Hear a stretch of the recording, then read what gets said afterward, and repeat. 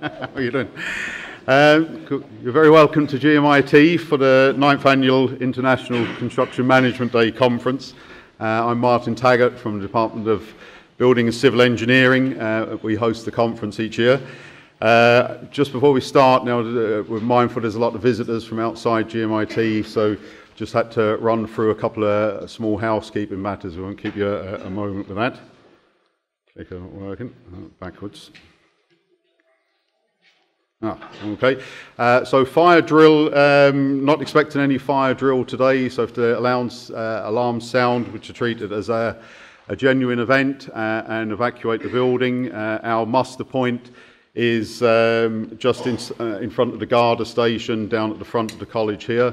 We'll be using this room, which is room 1000, so with 2 fire exits at the rear and 2 at the front, and we'll be using 994, which is immediately next door, and 994 has 1 exit at the front and 2 at the rear as well. Car parking, many of you are in Norwegians. If you're doing any of these things, I thank you with external clampers at the college, so we don't want to see any visitors clamped. So if you're doing any of those things, you're fine. Even if you've managed to park accidentally in a permit bay, we've got a special dispensation that you won't need a permit today. So the only clamping is if you're on double yellow lines or blocking fire exits, etc. So that's the bad. Any of those things, we'd unfortunately, the outside clampers will have you. Social media, we're on #ConstructGMIT. Wayne Gibbons is heading up our social media effort today. If you'd like to join in, please feel free. Competition. John Egan of BIM Launcher has got the stand out in the foyer, kindly sponsoring us for 2 of these DJI Tello drones and 1 Amazon Alexa. So what we have is 2 forms that are available. Some of you are getting them coming in. Yellow form for students only and white form for industry only. So 1 drone will go to each, and the Amazon Alexa is up for both parties. The draw takes place immediately after the first speaker after lunch, and the main rule is you have to be present in the room when the draw is made. If you're not, we go to the next person. CPD certs with the full set of backing of all the professional bodies. Have Noel Crane here, Noel's over at the side. He'll be sending a clipboard round, so anybody that needs a CPD cert for their professional body, not GMIT students, but anybody else from industry or professions, just sign the CPD cert for Noel there. Thank you. Okay, we'll just get underway now. I'll ask Mary Rogers. Mary's the head of Department for Building Civil Engineering, and she'll just give us an official welcome to get us underway. Thank you, Mary.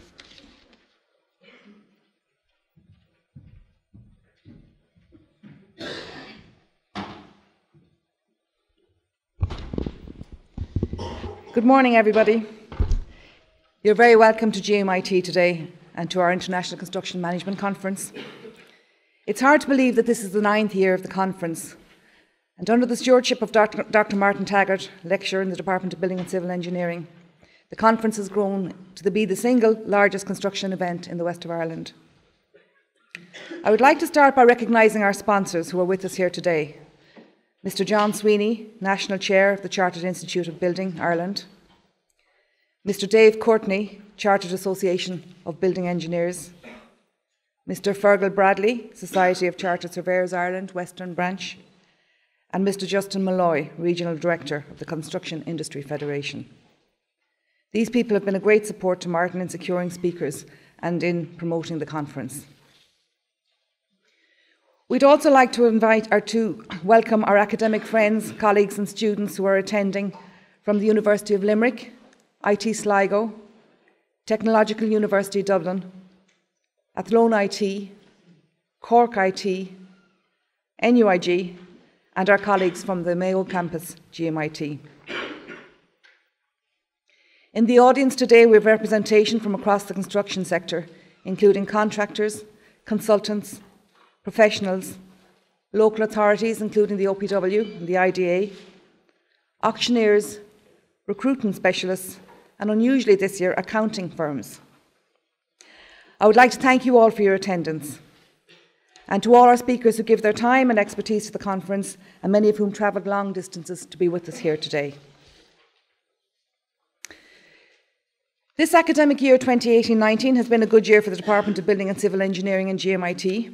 We have over 500 undergraduate students across architectural technology, civil engineering, construction management, and quantity surveying disciplines.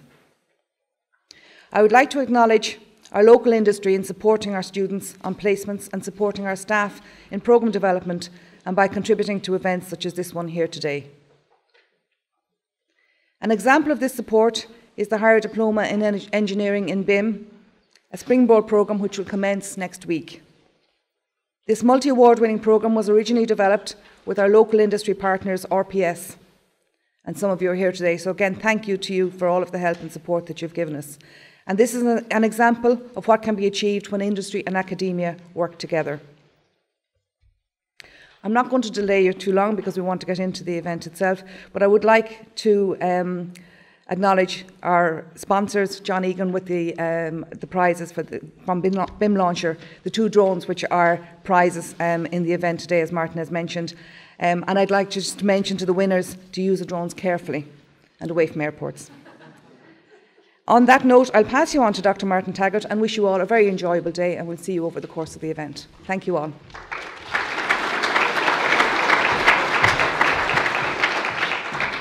Thanks, Mary.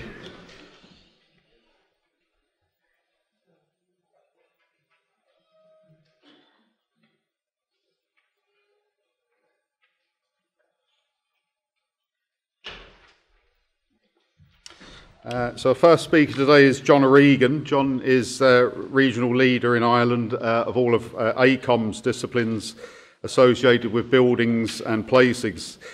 John heads up a team of 100 consultants delivering projects nationally from ACOM's offices in Dublin, Galway, Limerick and Cork. As a chartered quantity surveyor and project manager, his experience ranges from commercial buildings for FDI clients, large-scale public sector and public-private partnership projects. John's specialist skills include establishing the appropriate conditions for project success and early strategic cost and procurement advice. As conference regulars will know, John normally provides a very detailed analysis of the wider construction sector to open our conference each year. Today he'll cover some of that, but also take a slightly different tack. So those of you familiar with ACOM's annual review, this year the review is actually taking a longer term view. So it's considering the prominent challenges facing the construction industry for the next 10 to 20 years. I note in 20 years' time that the students sitting here today mostly be in their 40s and are going to be the leaders of the industry. What me and John will be doing in 20 years' time is not exactly clear, but good luck to the students anyway. So we'll invite John to come forward and give you his thoughts. Thanks, John.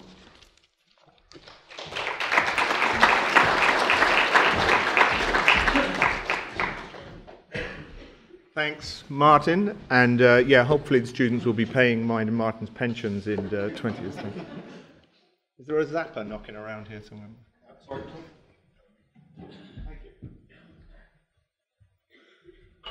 So look, thank you, Martin, and thank you, GMIT, again for hosting this fantastic event. It's great to be here. It's great to be here at a time which is very positive for the Irish construction industry. It's a very good time for the students that are in this room and the students that are in the overflow room, if they're out there, I don't know. You're going to be coming out into an industry that is very vibrant. The opportunities are going to be great. There are certainly more jobs out there than there have been in any of the last few years. You may not get exactly what you want, exactly where you want, but there are certainly great opportunities out there. But I know you have challenges as well. You have lecturers like Martin expecting you to turn up at 9 o'clock on a Tuesday morning when you've got a dissertation due in a few weeks probably, so thank you for coming as well. As Martin said, we publish this document, our annual review of the Irish construction industry, every year at about this time. And this is our West of Ireland launch for this document. This year, we've taken a different approach as well, and there's a digital platform too for it. So if you go on to ireland.acom.com, you'll find the document and some other good stuff on that, and we'll be adding to that as the year goes on. So as always, the review looks at the Irish construction industry. It looks at it now, but as Martin said, we are taking a different view this year, and we're taking a longer view. We're looking at the longer term and how in the longer term the built environment can have a positive impact on all our lives and how we can contribute to that. So firstly, though, I will get into the construction industry as it is now. So 2018 was a very positive year for the Irish construction industry. By our estimation, construction output grew by 17.6, around 18% by value, to around 20 billion. Tender prices, on average, we think went up by around 6.5%. So when you look at that as construction output increase by volume, that's an 11-12% increase in volume from the construction output. So that's a big jump. So where has that happened? Well, it has happened across all regions. It has happened across all sectors of our industry. But there's no question that certainly a high proportion of it has been in Dublin. The most powerful sectors over the last 12 months have been the commercial office sector, particularly in central Dublin, and foreign direct investment, international companies investing in medtech, tech, pharma, those areas. So that's 2018. Looking on then to 2019, the year we're in now, the year we're starting. We've reviewed the projects that are on site. We've reviewed the projects that are going through the planning process. The statistics that are out there in certain sectors in terms of housing starts and so on, the public sector capital programme. And we believe that 2019 is going to show an even higher level of growth than 2018, a 20% increase by value to 24 billion, which, when you take into account tender price inflation, and again we're looking at significant tender price inflation, is likely to show again growth in output by volume in excess of 10%. So again, that's a very positive outcome for the industry. Where's that happening again? Well, I think you have to be honest and say that a significant part of that is still very Dublin focused. And you try and put some statistics on how the regional spread of construction output is, and the simplest, most tangible way of measuring it is sometimes tower cranes. So we have offices in Galway, Limerick, Cork, and Dublin. The Irish Times do a crane count in central Dublin, and we do our own crane count in the other regional centres. At the moment, there are 6 tower cranes in Cork, central Cork. Does that sound right to you, Pat? There are in Limerick. The crane that was on International Gardens has come down now. That was a Rattigan's project that's finished. So there are now no tower cranes in central Limerick. And in Galway, we have 1 tower crane at the moment, which is the one on the Fairgreen student accommodation. Now, there are projects starting up, and I'm hoping that will change significantly. But that's a fair reflection of where it is now. So 7 tower cranes in those 3 regional centres, and the Irish Times count for February had 121 cranes in central Dublin. So that's an enormous disparity.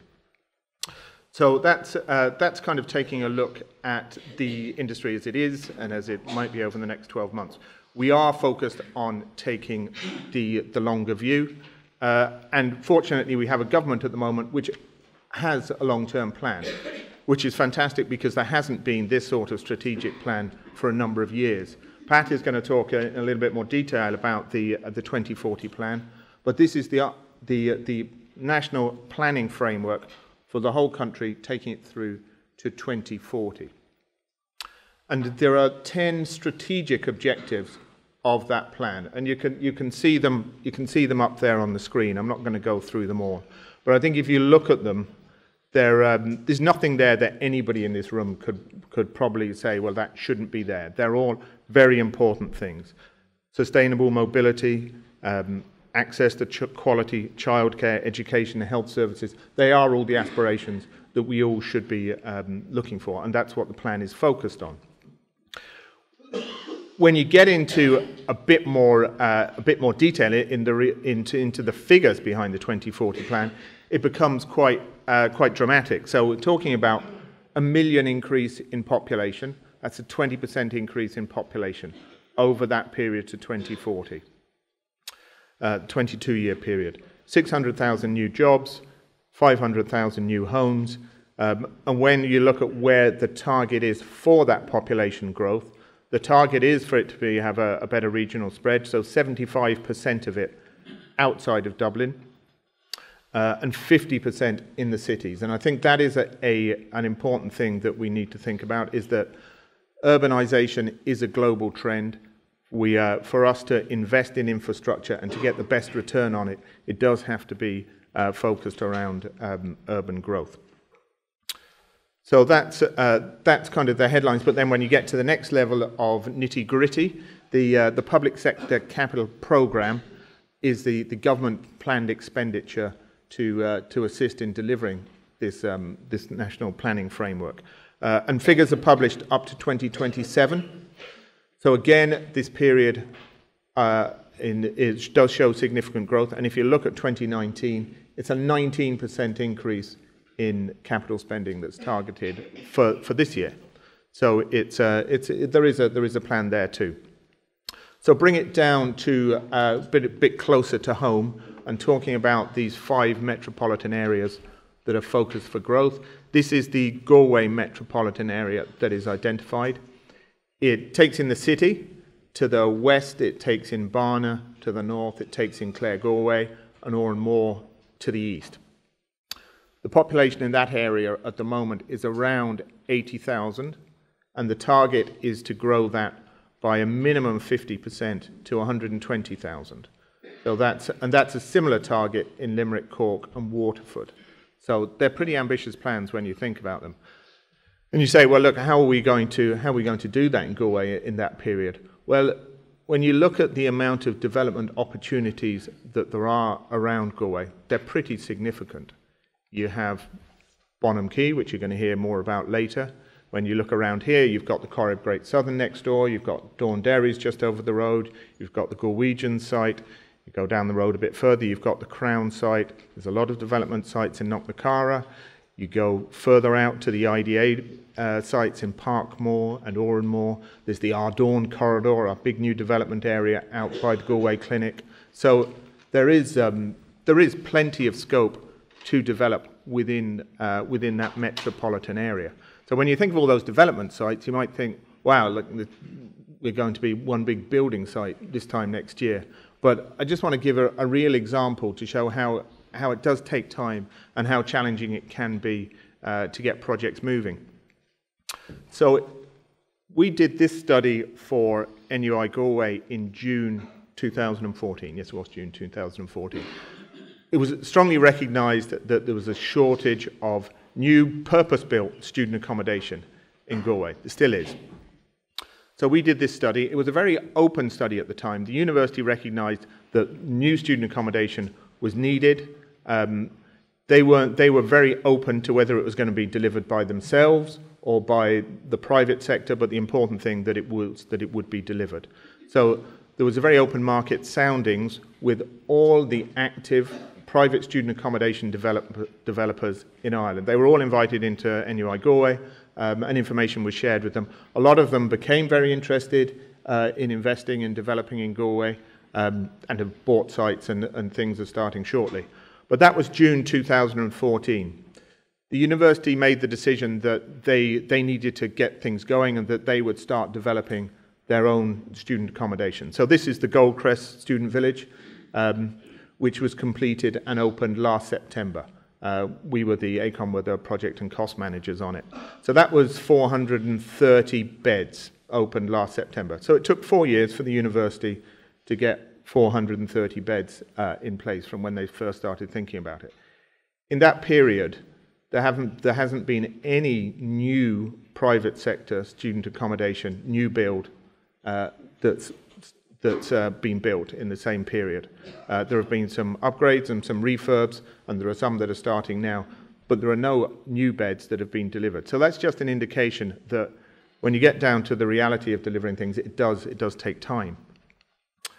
So as I said, we're taking the long view, and you'll see in this document we flagged a number of areas that we see as important to the built environment over the next number of years. And so there are articles on our future cities, energy use in the water industry, aviation projects and how to deliver them with collaborative teams, data centers and how to get them going, very relevant for this part of the country, and then improving infrastructure resilience. So those are some of the areas that you can pick up in this, and we've hard copies outside. But we're not the only people looking at the future, and things are changing quite fast. So I'm going to look at another couple of things here. So do people recognize who this fella is? This is Blind Boy from the Rubber Bandits. He does a podcast every week, and he did one a couple of weeks ago, which was about how films predict the future and how accurate they can be. So he was saying that one of his favorite films is Blade Runner, the original Blade Runner, which came out in 1982. So Blade Runner, the original Blade Runner, is set in 2019, this year. So that was so he was reflecting on what that world, imaginary world of 2019 was like, and it had flying cars and all sorts of exciting things. So his reflection was that, well, didn't hit the mark very accurately there. But if you bring that to where we are and where we might be over the next few years, there are interesting things going on. So this vehicle is certainly not as sexy as Harrison Ford's flying car. This is an autonomous vehicle that's been developed on a program called Capri, which AECOM are involved in the UK. And I just want to show a quick video about the impact that changes and autonomous vehicles could have on our cities over the next while. So I'm going to see if this works. Not too far left. Go back one.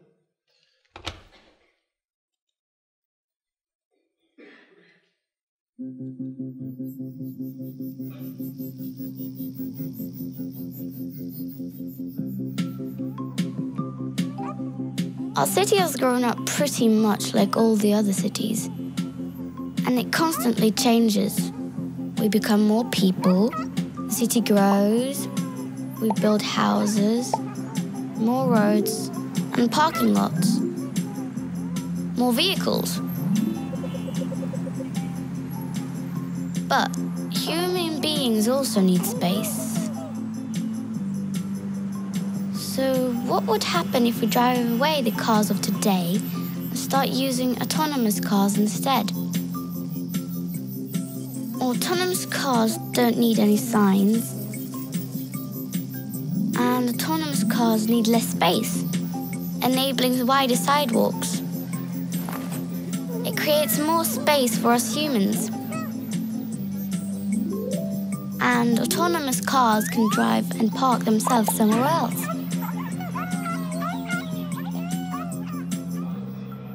Look at this commuter station. You will be picked up as soon as you leave the train, because autonomous cars know when you arrive. So this reduces waiting times, less pressure, less stress, and autonomous cars will take you all the way home.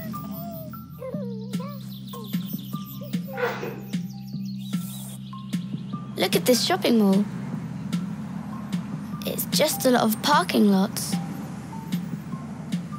We would not need all of them anymore. We could do something funny. We could have a snowy mountain here. It could be a park instead, with an outdoor swimming pool and a cinema. This is a place to live in. So with autonomous cars, more space is created around the needs of people. Cities become nicer and more beautiful. Streets become safer, travel smoother, less noisy, more space for life. Well, it will be better.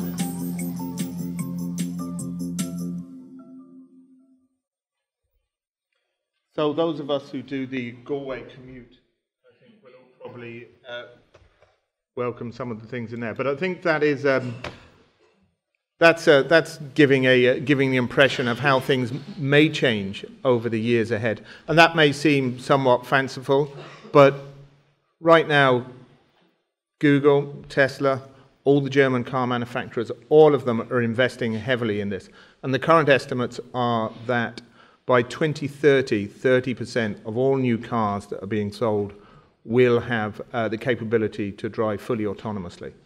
So that's massive changes we're going to see over this period. And the Cork to Limerick road, my understanding is that that is going to be designed to be future-proof to deal with autonomous vehicles as they come. So Blade Runner was one of the films that Blind Boy was talking about. The other one that he talked about was Big, which was a Tom Hanks film in 1988. So what Big was about, and this was a so Blind Boy's theory was that Big was actually a better predictor of the future than Blade Runner, and his theory was that Big was the story of a 12-year-old boy that takes on the body of a 30-year-old Tom Hanks. So he gets a job with a toy manufacturer. He hates the stuffy work environment. He's got his childlike innocence, enthusiasm. He gets to be great friends with the boss of the toy manufacturer, and they decide to change the whole workplace into a fun environment. So that's what happened in Big, and that is a picture of the Google headquarters in Dublin.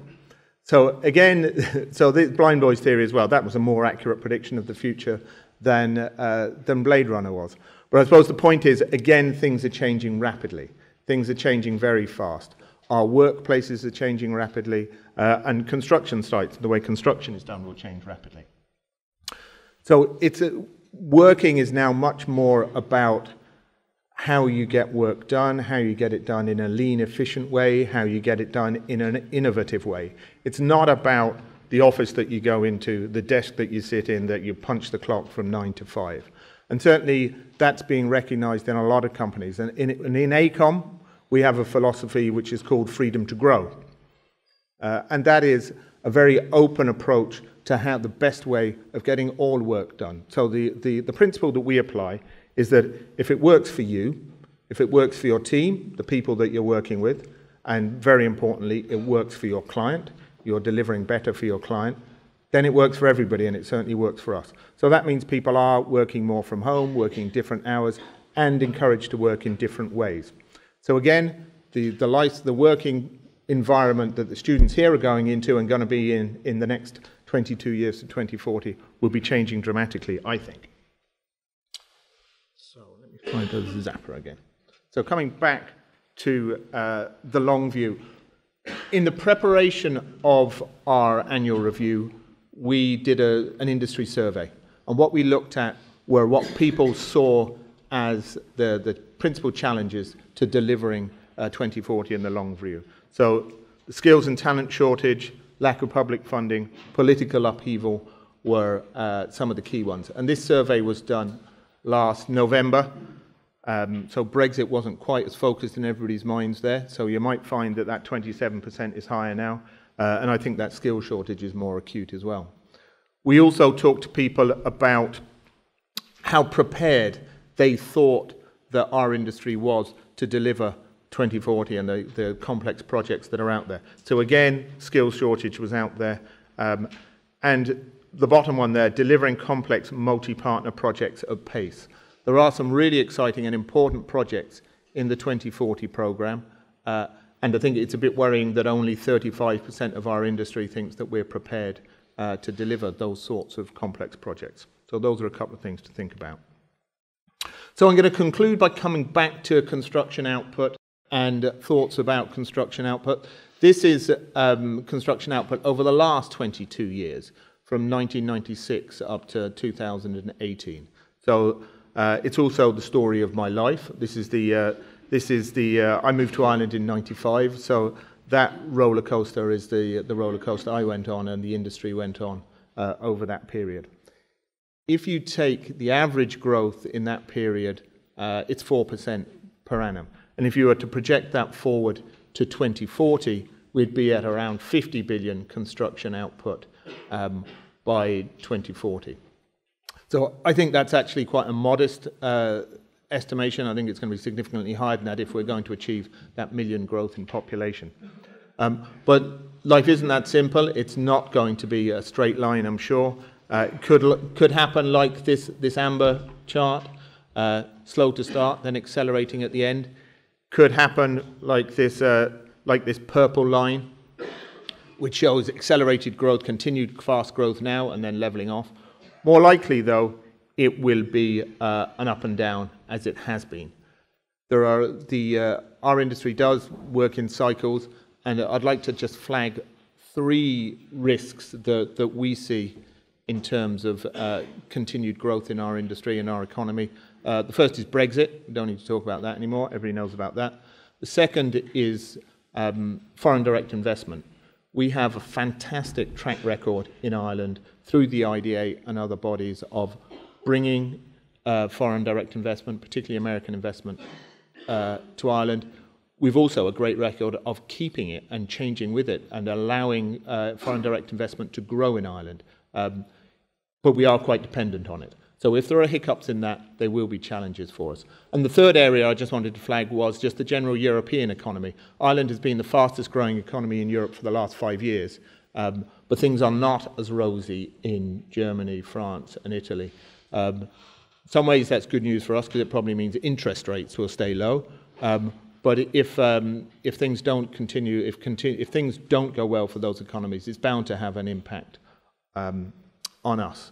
So we in AECOM are looking forward to 2019.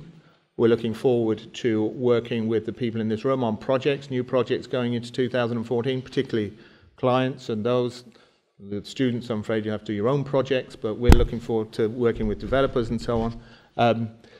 For the students that are there, that period out to 2014 is going to be exciting. Our industry is a very dynamic and exciting industry, and I think it's changing faster now than it ever has before. So what I'd say is buckle up and enjoy the roller coaster, and I'll be happy to talk with you all later on. Thank you.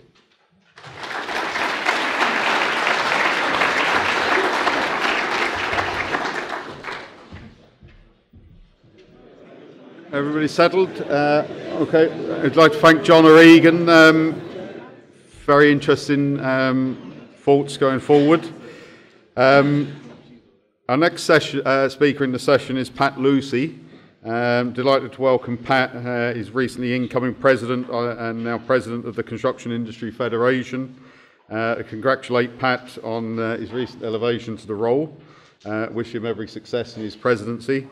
The CIF has supported us greatly in the conference since 2009 when we started talking about it. We wondered would we have an industry left, and we've just heard great positivity there from John.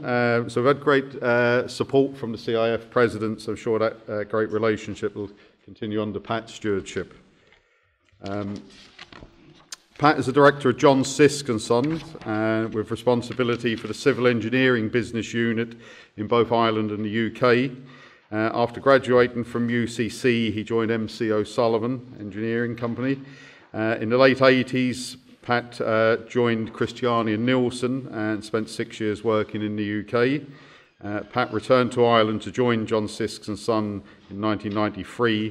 For the last 22 years has been a key member of their civil engineering team. Pat is also currently president of the Civil Engineering Contractors Association. Today, Pat's going to consider the opportunities and issues posed by the National Development Plan and also give us some of his vision of the construction industry and how it may develop. Thanks, Pat.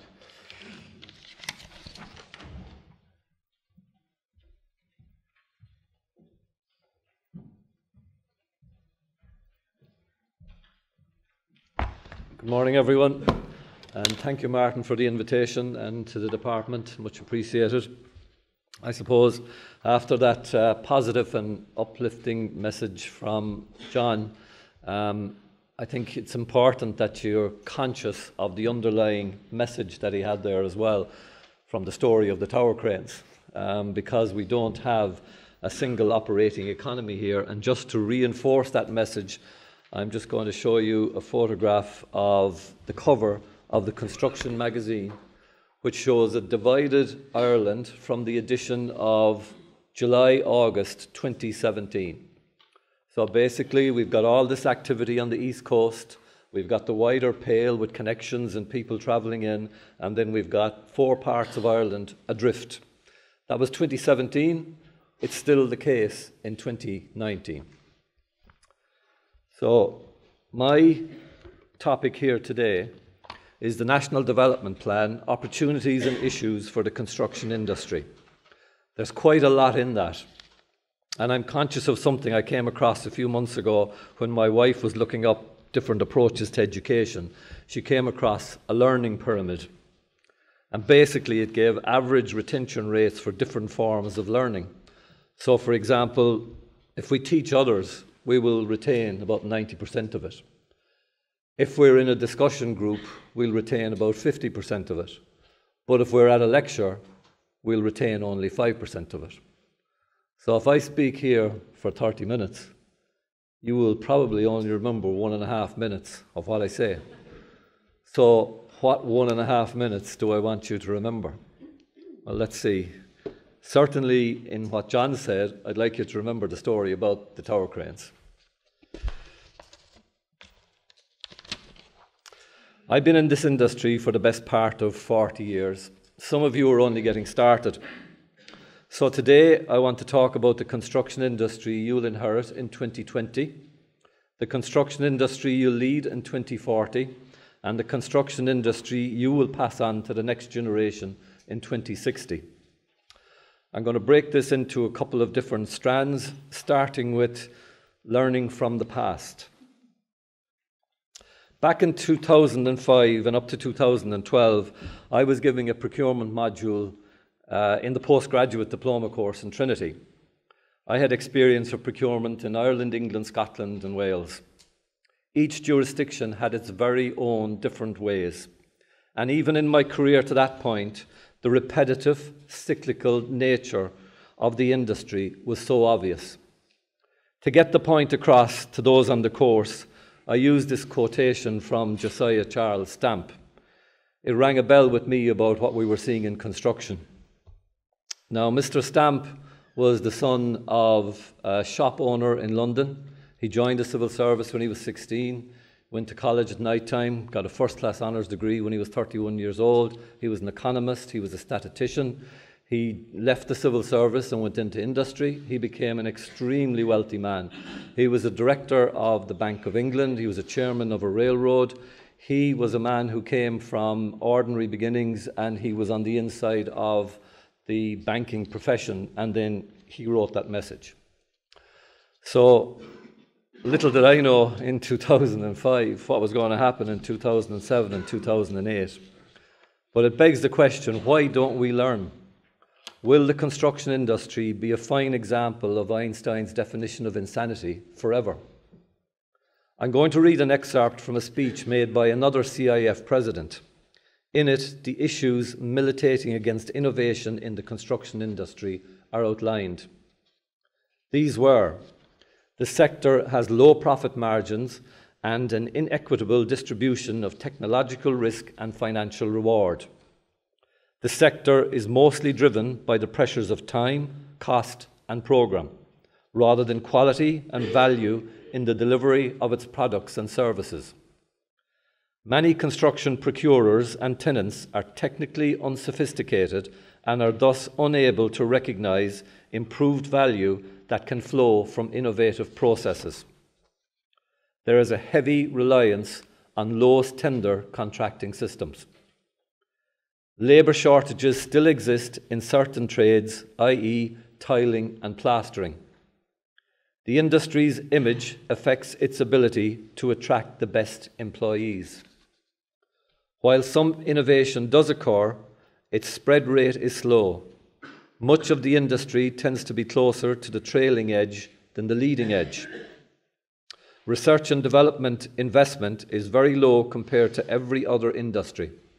There is no investment in research into process or management practices. The industry is fragmented into many self-interest groups. This speech was made by Kevin Kelly at the CIF's Construction Industry Awards in the City West Hotel in 2004, 15 years ago, and as relevant today as it was then. In this country, we actually have a tremendous opportunity to learn from the past through the close association with the United Kingdom. We used to say that whatever is tried in the UK will come to Ireland 10 years later, and it was true. With that time lag, it should be possible to learn from their mistakes and their successes. And yet that's not what happens. We actually repeat the same mistakes. Public sector procurement most certainly hasn't benefited from lessons learned. And since the recession, the public sector has lost a lot of experience, and they also are only recovering in terms of resource and capacity. The system-wide transformation required in public sector procurement hasn't been prioritised. However, the government now recognises that to achieve maximum value for the 116 billion outlined in the National Development Plan, the public sector procurement system must be transformed. While we expect reforms that will improve the procurement process, until they are revealed, we cannot be sure. The last major reform of the public procurement system damaged the industry so badly it will take years more to recover. And it is desperately important that the lessons are learned from those mistakes. Last year, about 70 contractors went into examinership. Nobody benefits, least of all the taxpayers. When contractors get into trouble on public sector projects awarded on the basis of lowest cost tender criteria. I'm a big believer in early contractor involvement. Essentially, contractors are brought into the scheme development much earlier, so problems can be preempted and addressed, and the project management skills of the contractor bring significant improvement to the scheme timeline. The process has worked exceptionally well on a number of projects I have worked on. The practice should be used more often by the public sector. If we learn from the past, we can shape the present and build the future. But it is very often said that the only thing we learn from the past is that we don't learn from the past. Let's hope the next generation can change that. That last couple of minutes might be the 1.5 I want you to remember. If it is, I won't be disappointed. I must mention one positive example of learning, and it is in relation to safety. Safety is paramount. By learning from safety failures in the past, we have shaped a safer environment for our employees today. And this is crucial to attracting and retaining you, the future leaders of our industry. The Health and Safety Authority recently commended the efforts of the industry in relation to safety. This is a collaborative and collective effort, and it shows what this industry can do when we are aligned. One accident is one too many, and we can never get complacent. So, as the students in the room today, as you start to inherit this industry, please keep safety at the centre of everything you do in the future. Don't let it slide or let complacency set in. Let me tell you about one of my proudest moments in construction. We were involved in a tunnelling contract in Crossrail, 11.8 kilometres of twin-bore tunnel. We were awarded a contract at the end of 2010, kicked off in January 2011.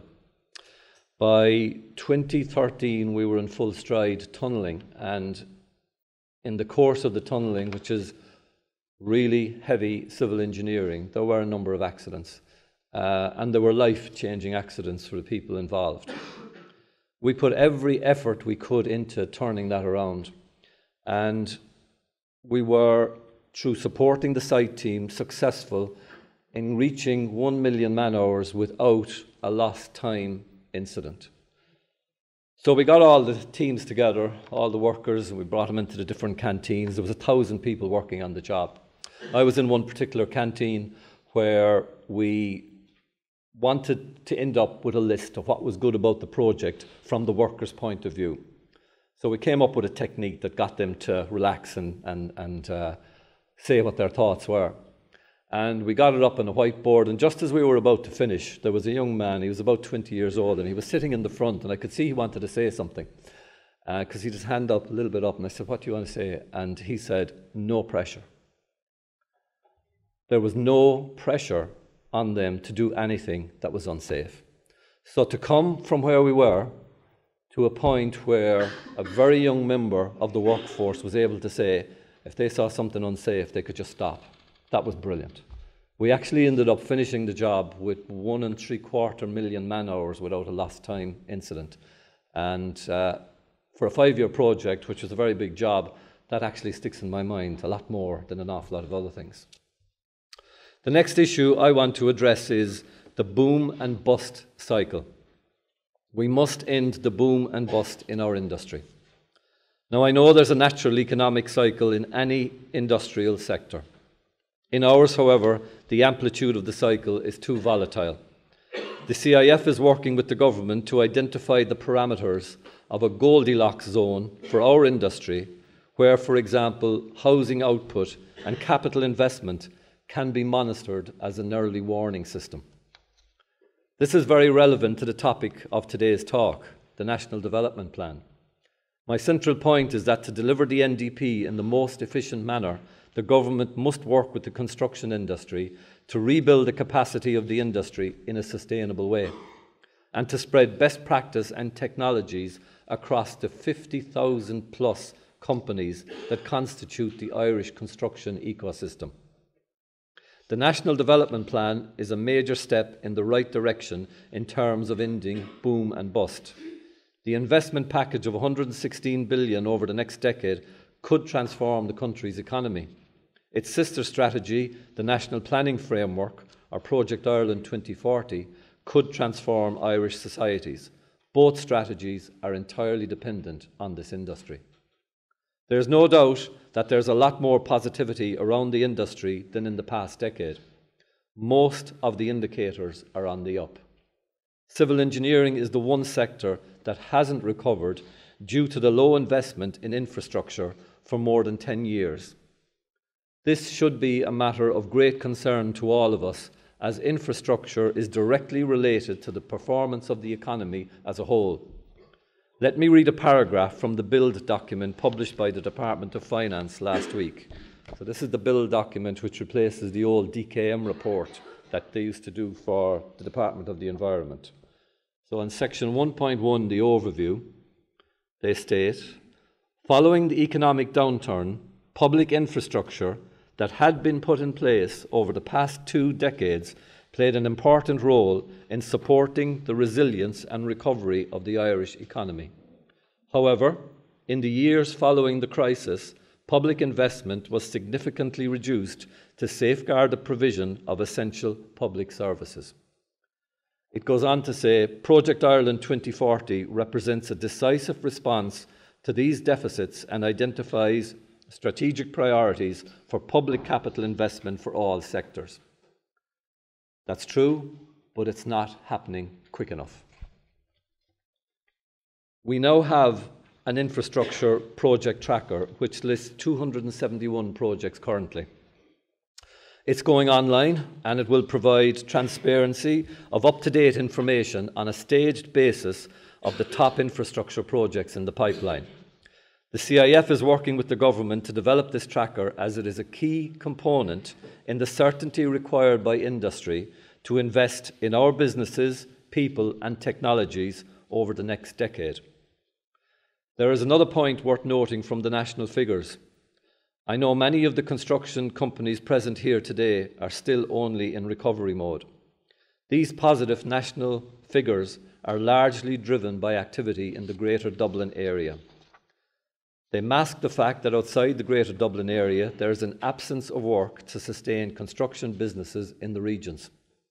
This regional disparity in construction activity needs to be monitored and resolved if we are to have any chance of delivering the National Development Plan. Slavishly following national statistics could mask underlying systems failures at regional levels. But dealing with the regional disparity is about more than construction. It's fundamental to a better Ireland. West of the Shannon, you saw at first hand the very real improvements for a great many local communities when the Cork to Tuam motorway was opened. Looking at a map of the road network as we have it now versus the 1906 rail network, you'd have to question, have we made progress in our main forms of getting around the country? As you can see from the map of the motorway network, there are still gaps. John mentioned Cork to Limerick, and since you've mentioned it, I'll continue.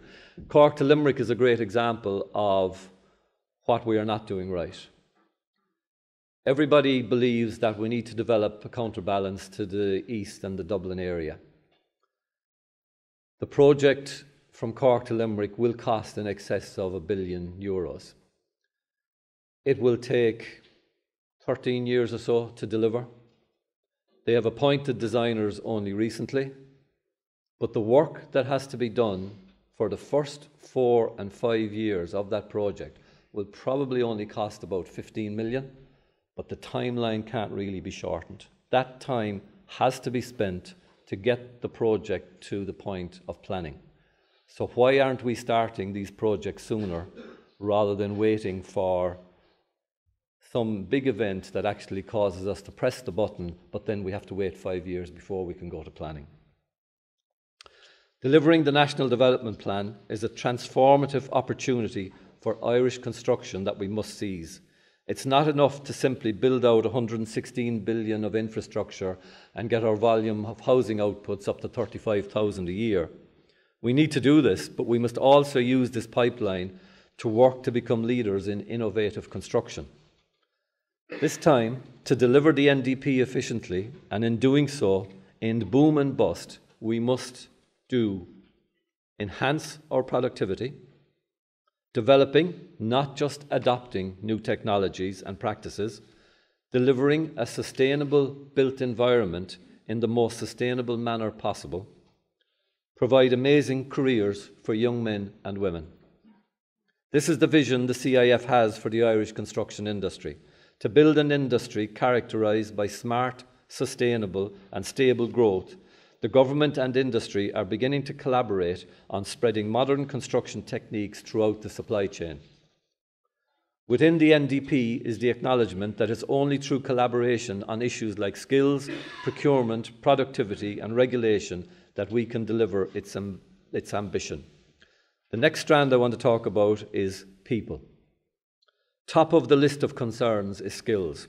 Demand for skilled workers will outstrip supply for the coming decade, and we need to act now to prevent acute skills shortages in the future. The CIF, DKM, IBEC, the OECD, the ESRI have all recently identified skills shortages as a major barrier to cost-effective delivery of construction.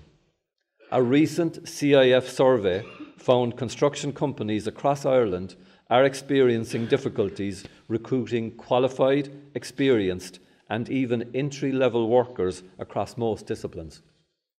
Respondents reported a severe lack of engineers, quantity surveyors, foremen, project managers, general operatives, ground workers, and apprentices. 74% of those surveyed said that these recruitment issues are having a direct effect on their company's ability to deliver projects on time, with 79% of respondents reporting that difficulties with recruitment are negatively affecting their business. It is an ongoing concern that only 5.5% of our workforce is female. We cannot build a modern industry on this basis. The low level of women choosing the industry as a career has to be addressed. The CIF's Building Equality campaign is ongoing, and highlighting the stories of many of the accomplished females working on the industry on the basis that you have to see it to be it. I personally want to work in an industry where my daughters feel welcome and can build a career on-site or off-site. I'd like to take a moment to show you a video we produced to promote careers in the industry. I think it captures the essence of the campaign really well.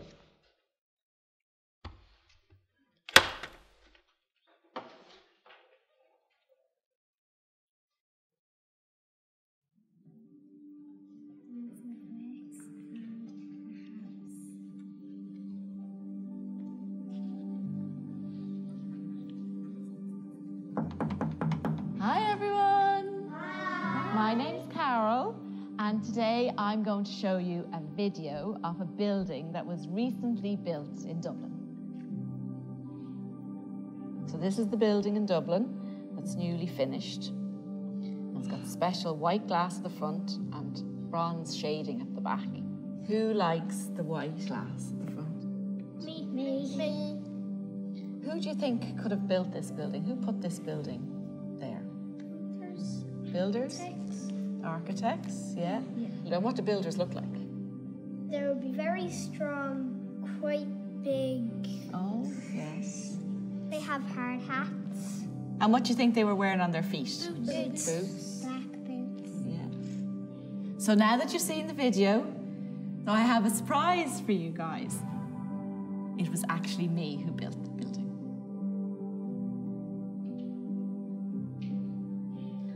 I learned that it's not just boys build, girls build too. My favorite part was the stairs. I was surprised because there's not that many girl builders, but girls can do building as well. So hands up who'd like to be a builder.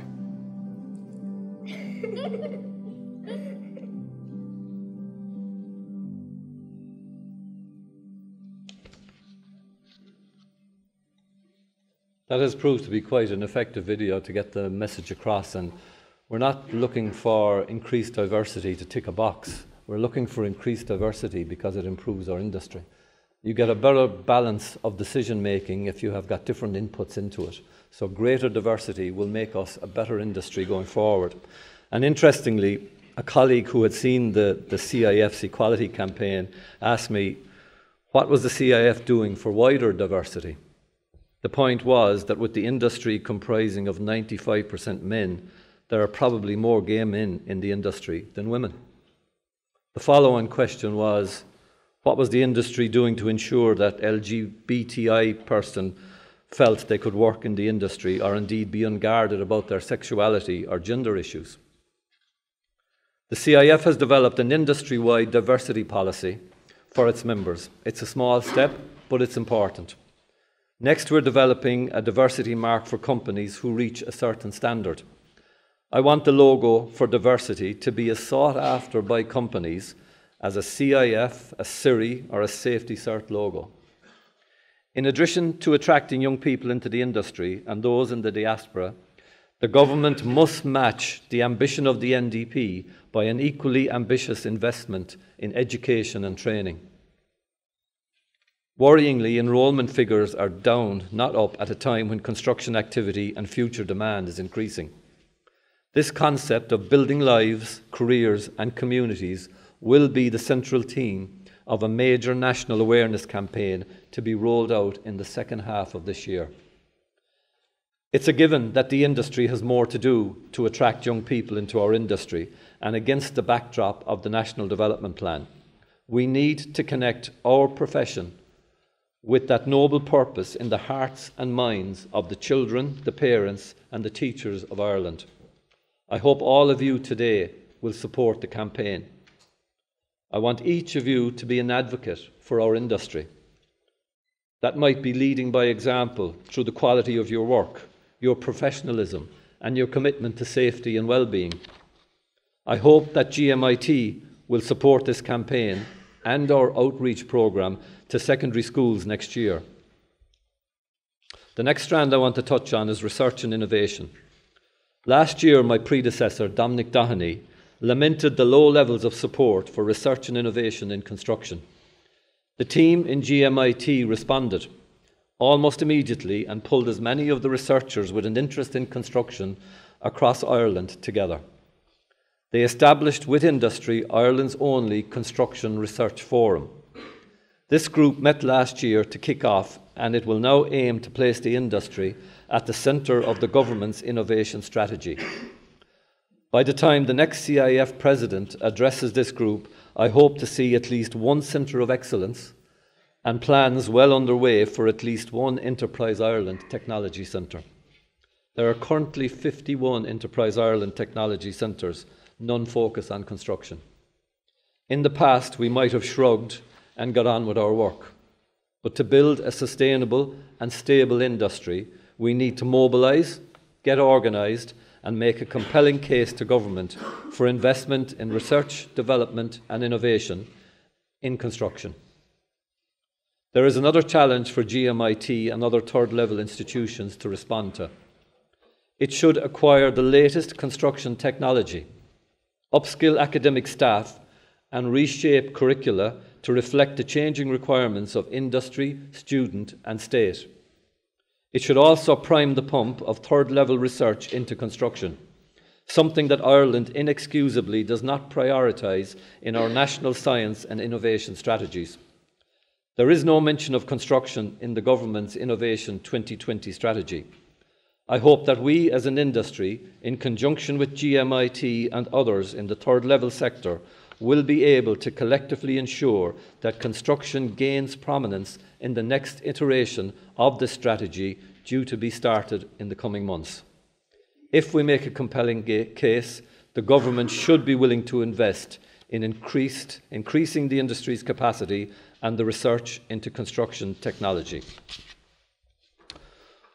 One final strand I want to touch on is accommodation. I recently met with the IDA, and the lack of housing, particularly apartment building, was their biggest concern in relation to attracting and retaining foreign direct investment. Several country managers of global corporations have all cited housing and accommodation for their employees as a major issue. Yet the regional house builders I speak to, since I became president, cannot secure finance to deliver units outside the Dublin area where there is a real demand. To address this, the government have put in place a huge amount of initiatives through Rebuilding Ireland and successive budgets to stimulate housing and accommodation supply. The Help to Buy scheme, the Local Infrastructure Housing Activation Fund, House Building Finance Ireland initiative have all reduced costs, provided finance and stimulated supply. And it is turning. The number of units is increasing year on year. But again, like infrastructure, you can't just throw a switch and be building vast number of houses the next day. Preparation work is required. House builders estimate that about 50% of the new stock has been enabled by the Help to Buy scheme. This initiative must be retained and extended. It is critical in achieving the 35,000 houses per annum that the ESRI and others believe we need to meet our growing population's demand. So to finalise, by the time one of you is up here addressing the next generation of students, I want the industry's reputation as a haven of world-class talent to be consolidated. I want you students here today to be as highly respected in Irish society as any profession. I want you to work in an industry that is seen as a key enabler of Irish social, economic and cultural life. I want the everyday person to walk down the street and realise the quality of the built environment that this industry delivers. Reputation is key. The industry welcomed the Building Control Regulations, or BCAR, when they were published in 2014. But the industry is taking further steps to ensure quality in construction. In 2014, the CIF established CIRI, the Construction Industry Register Ireland, a register of competent builders and contractors in Ireland. For the consumer, the CIRI logo is a sign of quality and competence in construction. In time, our aim is to have the consumer demand and pay a premium to companies for CIRI-built homes. We also intend that SIRI registration will become a stipulation in awarding public sector contracts. Currently, over 800 companies have fully registered, with a further 1,100 applications at various stages of the registration process. When it is put on a statutory footing, an estimated 15,000 construction enterprises will have to register with SIRI if they want to operate in the industry. A note of optimism for the National Development Plan was the establishment of the Construction Sector Group within the National Development Plan. It's a key step towards the vision the industry is characterised by smart, sustainable growth. We are currently having frank discussions with government departments and other representatives on the steps needed to take this industry forward. So what 1.5 minutes do I want you to remember from today? I think learning lessons from the past is absolutely crucial. We're failing it all the time. Perhaps the next generation can do something about it. But the one other main thing is you have to do the preparatory work for any single scheme that you want to do in construction. We have a system. We all know what the system is. The system has a timeline. It's no good for us to complain about people putting in objections. They are entitled to put in objections. But you have to start the project early enough to allow enough time for it to be delivered when you need it delivered on the ground. When I was in school, we had a chemistry teacher who loved to talk about entropy and how everything tended towards disorder. And everything does tend towards disorder unless people intervene and actually make positive steps to improve things. So I hope that some of the students here today will be positive in their careers and take positive steps to improve the industry that we are in. Thank you for the opportunity to talk here today. I wish you all well in your future careers. Thank you.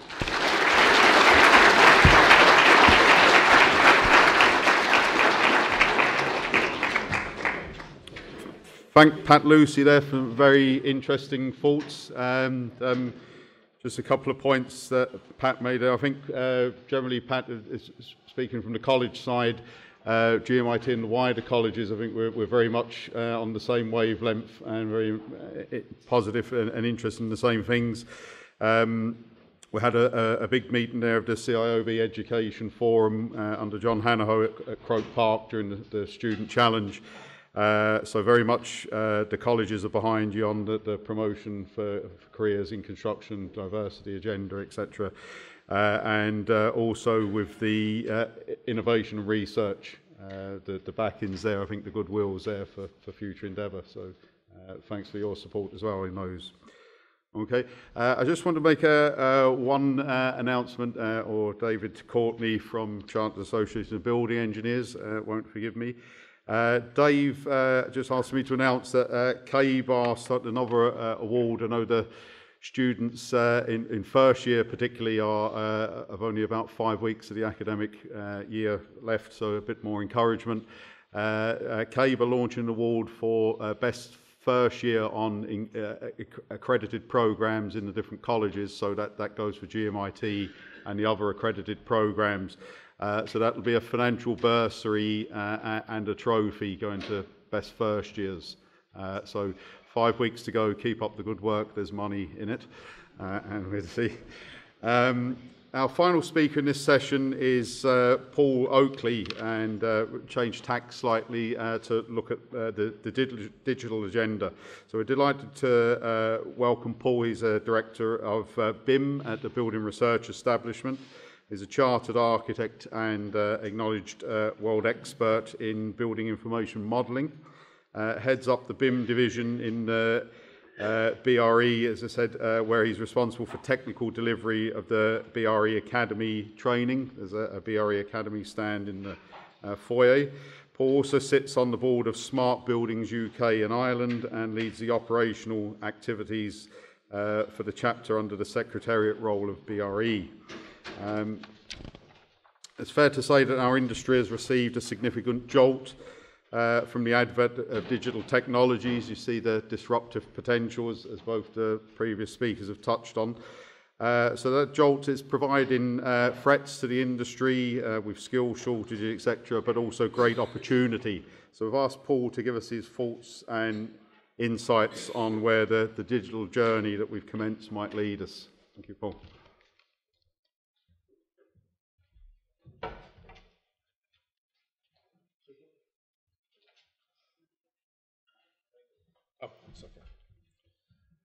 Okay, thank you for the invite here today.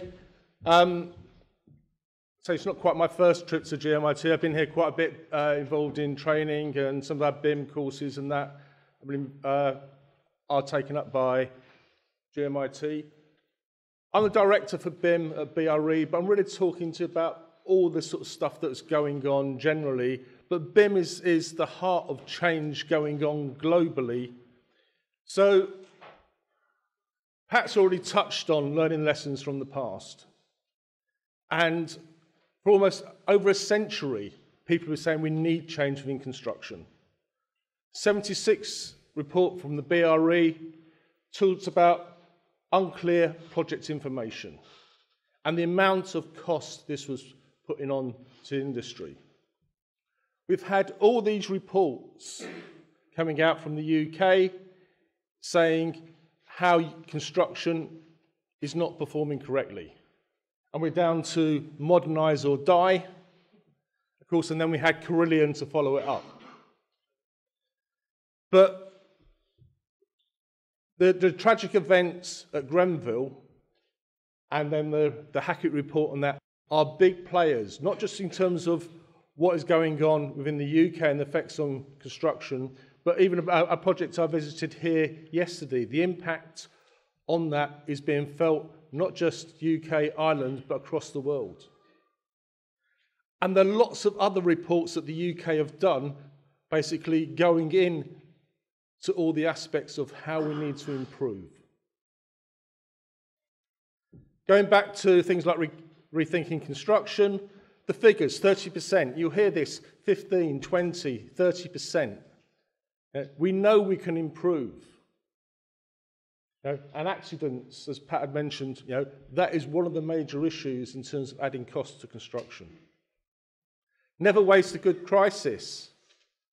That showed that actually industry was not performing, but when we did research demo projects, it could all be done, it could all be achieved, but it just wasn't what industry did on a regular basis. Farm, again, issues there. All the symptoms are still there why construction does not perform.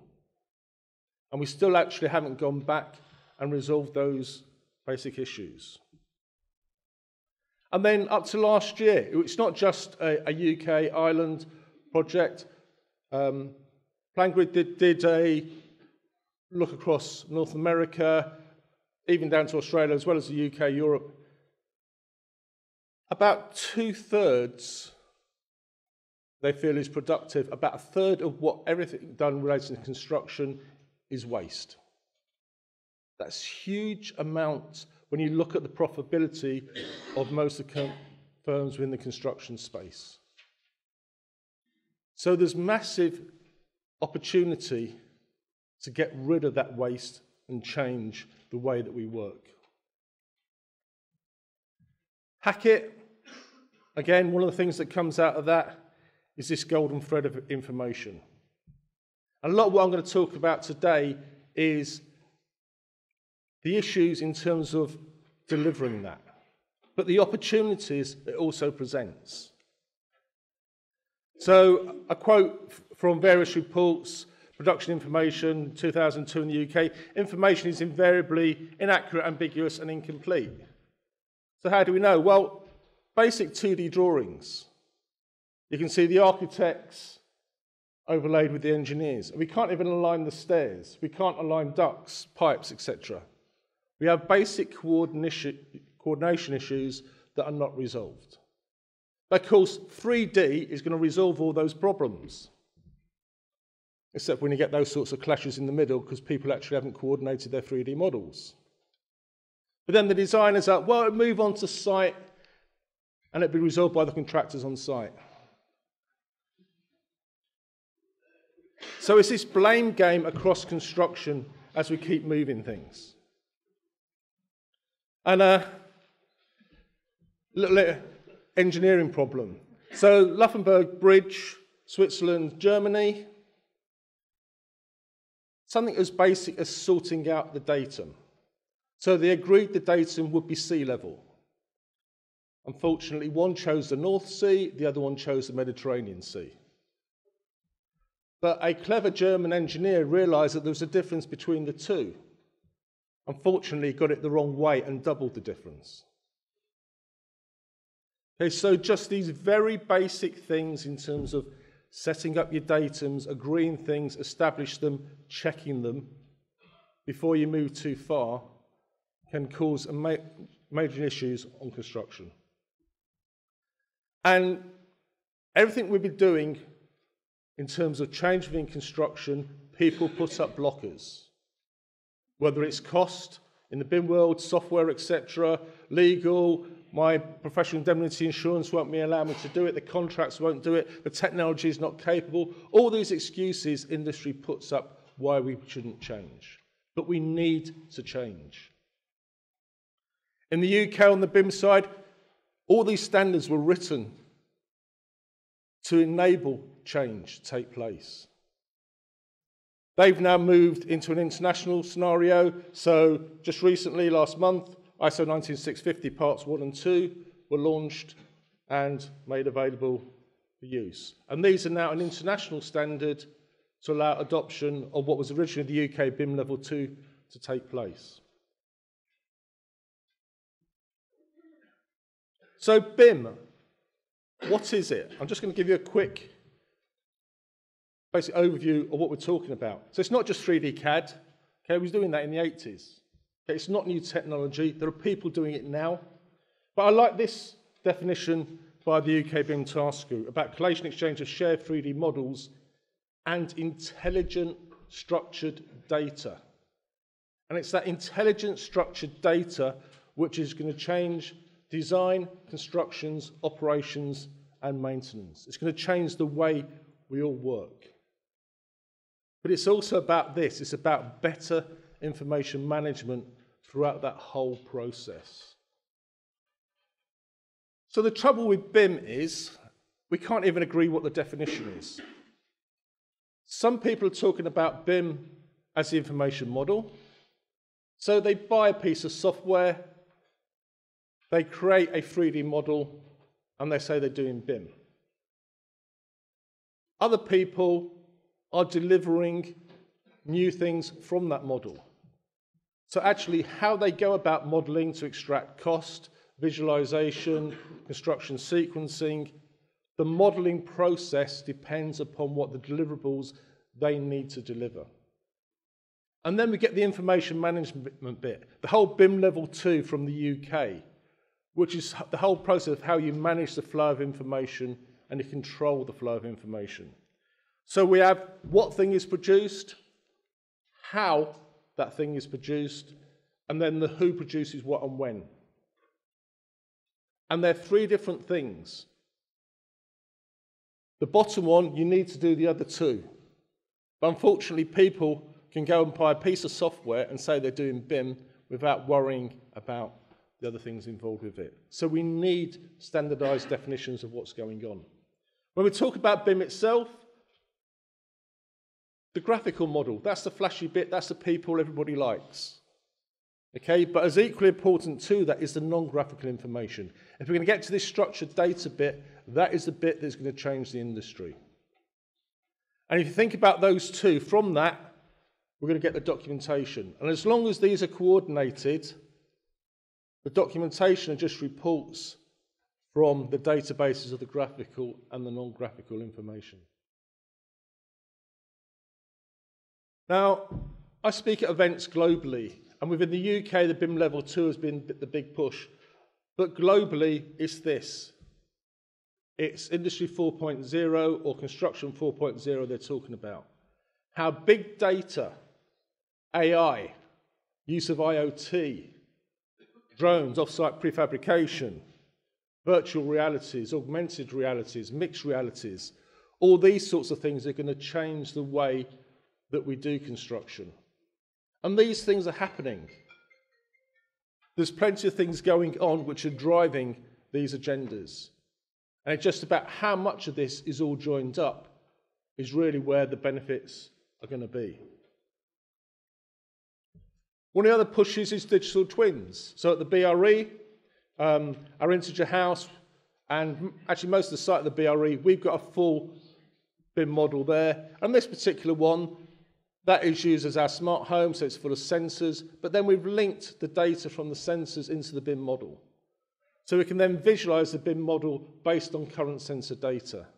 And we can actually get IoT linking into BIM to help us look at how the building actually performs. This just shows some of the technology available to us. And this has been carried out by the RPS team here within Galway. And what it shows is the capabilities of the software that's presently available. The fact that we can go from point cloud data and that this can be turned into actual models by a team, some of who were trained at GMIT, working in Galway on a project on the Gold Coast of Australia, the other side of the world. So we are in a global economy. Okay? Work is not just fixed to one location, and it depends on the skill sets, the knowledge, the use of this technology in terms of how you can improve the way you want to work. They can see that the visualization in terms of we're no longer 2D drawings showing to clients. They can actually see how things are, not just in the design, operations, but in future use.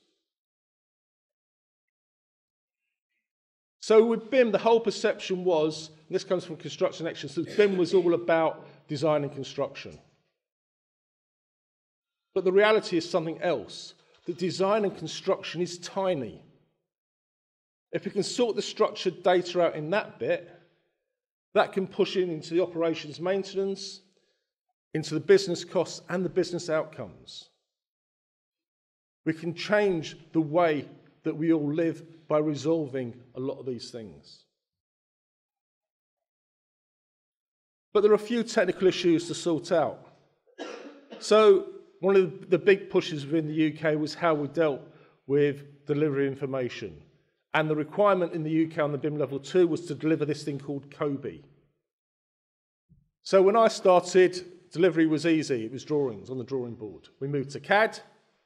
We delivered paper. And then a lot of people moved to BIM, and they still delivered paper. Prettier paper, more colours on it, but they still delivered paper. And then suddenly we had this requirement to deliver COBE. COBE as structured data. And suddenly, what you call things becomes important. The namings, the attributes, all the information you put on your model is actually going to be used by people downstream. So suddenly you need to start controlling that flow of structured data. Now the perception was this thing, a BIM object, was going to resolve that problem. Because it had the visualization information, it had the non-graphical and the symbology, and you could use that non-graphical information to meet your requirements. But the trouble is, a lot of these were created by various vendors. So everybody saw this massive opportunity to go out and get manufacturers to create BIM objects, and they could sell them and host them for them. And so we've got BIM Store, National BIM Library in the UK, Revit Store, BIM Object, but they all did it differently. So just taking a wall and putting 4 windows in it, I did a little exercise. We've still got the 4 windows scheduled out, and we have 1 value for acoustic rating. I've then put in a National BIM Library window, and whereas I have a number against my acoustic rating, they have almost a full specification as text. And then we brought in BIM Store, and they have another acoustic rating, which is a formula. And then BIM Objects, who just call it acoustic, actually have a URL to where the value is stored.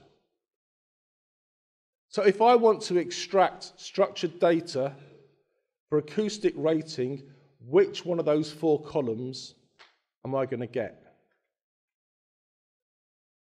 That's the problem that we have. What data type am I going to get? That's the problem that we have. And we need to resolve this if we're going to move forwards. National BIM Library, so a window for one of their manufacturers, and there's all the information associated with it. There's the next page, and the next page, and the next page, and the next page, and the next page. 6 pages of this data associated with the window. What it doesn't give me is what's the size of the glass. Something as basic as that, that if you're trying to work out what the daylight coming in through that window, or the thing you're most likely to need to replace in the window is when the glass breaks, you don't have that information. So this whole start with the end in mind scenario has been lost, where people are not thinking about what information needs to be delivered for operations and maintenance. And then how do we deal with automated regulation checking of these things if we don't have the core information that we need? So we've been doing some work over the last 3 years at the BRE in terms of trying to standardize data templates. So we create a template for each object and we define what information, the formats, units of measure need to be associated with those. And we've created an ecosystem that we've used on various research projects, etc. So we have data templates, and then we have methods for manufacturers to populate their information against that data template. We then have plugins, so authors can put it into particular tools or even into some of the viewing capabilities. We can then use things like COBE to extract structured data. Because we put the information in to a standard, we can now extract it. So it can now be useful. And it can then be taken into FM solutions to give them the information that they need to maintain and operate. So we've got this whole data flow working in a standardized way. But the work we were doing was very limited. And something that has changed is that the UK government has actually recognised that they need to invest in construction. And we now have this Construction Innovation Hub project between the Manufacturer Technology Centre, BRE and the Centre for Digital Built Britain. And there's sponsorship from Innovate UK. Now, I've heard you've had this scenario in Ireland that the government's invested in lots of these other sectors, and that's what's happened in the UK, but now actually we have got some funding for construction. In the UK, we've had the 2025 reports in terms of how construction needs to be 33% better in operations maintenance as well as construction, how we need to deliver faster, etc. So there's big drivers for change which are pushing this by the UK government.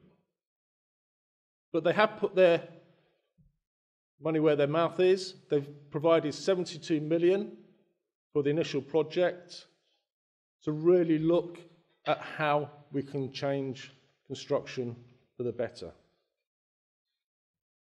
So the 3 parties, the Manufacturer Technology Centre, generally based up in Coventry, BRE, and the Centre for Digital Built Britain, all have different elements that they're looking at.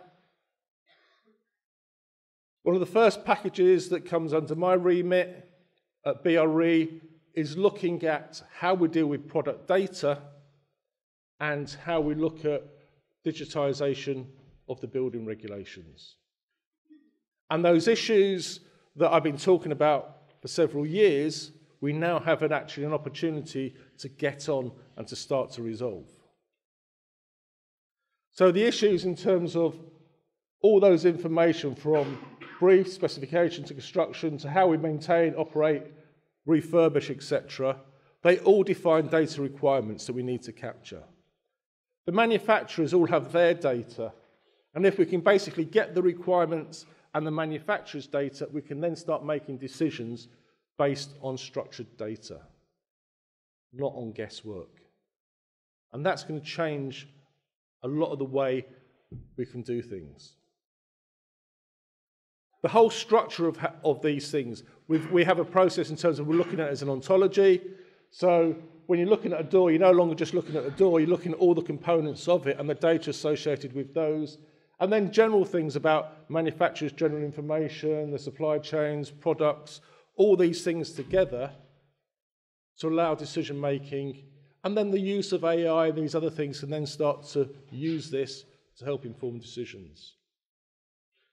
And that allows us to basically have master information and then particular use templates to meet particular requirements.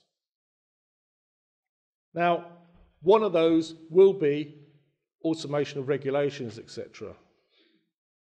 But the issue is at the moment we have things like we have manufacturers' data, we have requirements, but that needs to tie in to the instance in a particular location.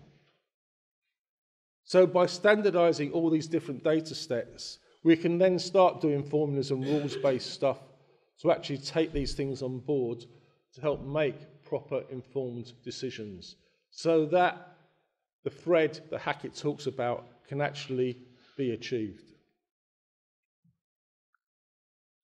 So Construction 4.0 is happening across the world, from South America, China, as well as the things going on in Ireland and the UK.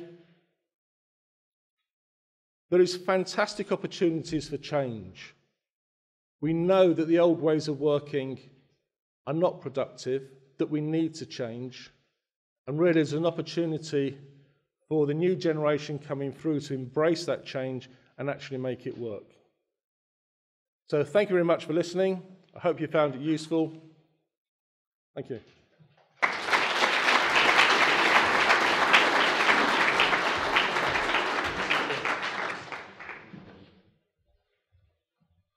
Okay, thanks very much, Paul. Very interesting stuff again. I'm mindful all of our students for several years have been taught building information modelling.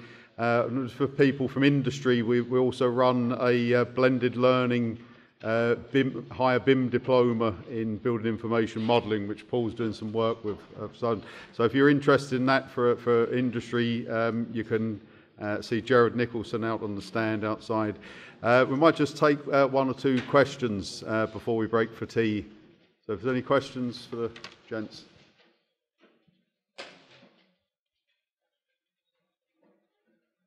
No? Oh, sorry. Thomas Kelly. Thanks, Martin. Just a quick question maybe for Pat. Maybe it's not quick after all, but I was interested in what you were saying about the boom and bust cycle and having to, stop that or solve that problem. And I guess the model is that the private sector ebbs and flows with the economic cycle, and that the public sector is there to try to flatten out those peaks and troughs with investment. And I guess there's no shortage of people to cry out for public investment during a bust period. There's less of a cry out for people to put money aside during the boom period so that there is investment there.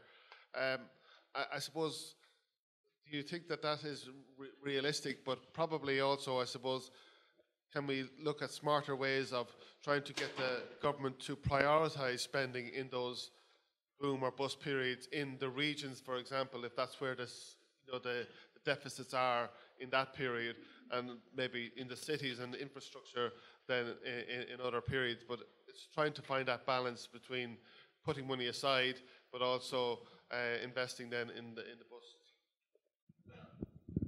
Okay, it's not easy, but we're starting from the point where Pascal Donoghue and Robert Watt have both stated that they want to end the boom and bust cycle in construction. So it's good that they're in that place. So we try to give them examples of what they could be doing. The housing is a very easy one because it's such a big crisis. Everybody sees it. It affects so many families. It affects homeless. But if we go back and look at the records of the houses we built, they fell down to an incredibly low number in 2012, 13. They were down. We came down to 4,500 units. And then if you go way back through the records, we hardly ever built less than 20,000 houses a year.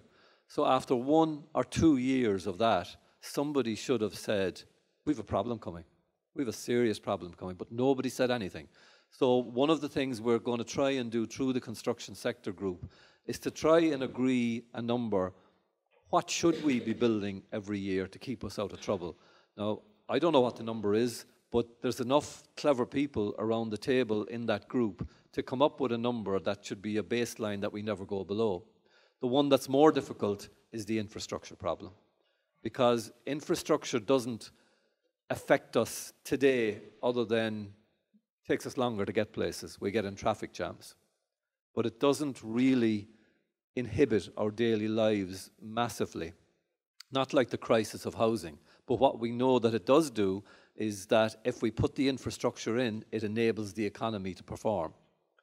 So how we crack that one with them, we're trying to get to the point where we agree a percentage of GNI star or whatever metric they want to use, that if it falls below that, immediately there's an issue and we need to do something about it. But we're dealing with a political animal when it comes to public spending. And if there's a crisis somewhere else, the easiest tap to turn off that we have always seen is capital spending. If we fail on the major capital projects, the one message that we really, really have to get across is the work that designers, consultants do in the lead into planning of projects. It's small beer, but it's absolutely essential in having the shovel-ready projects that everybody craves for. So if they fail to spend a certain amount on infrastructure, at least keep spending the money that's needed for the 4 to 5 years' work to get it to planning. It won't be easy, but it's one of those things where I think we all have to pitch in together. And if you look at the makeup of the Dáil and the Senate, and you go back as many decades as you want, you will find very few architects, engineers, quantity surveyors. We are not represented in the government. So right now there's a lot of effort going into increasing diversity in the Dáil. But nobody seems to sit back and say technical people are not represented. We actually do not have a voice in the way our state operates. So if we want to make changes, we have to use every single opportunity that's at our hands to try and achieve that. Okay, thanks, Pat. Nobody else at the moment. So I think the lads are getting a bit fidgety. We're running 10 minutes late. We haven't done too bad. So we might break for tea. I just inform you that after the tea we'll have a 20-minute break for tea in this room, room 1000, with a breakout session on quality agenda, with a digitalisation of construction immediately next door in 994. Okay, thank you.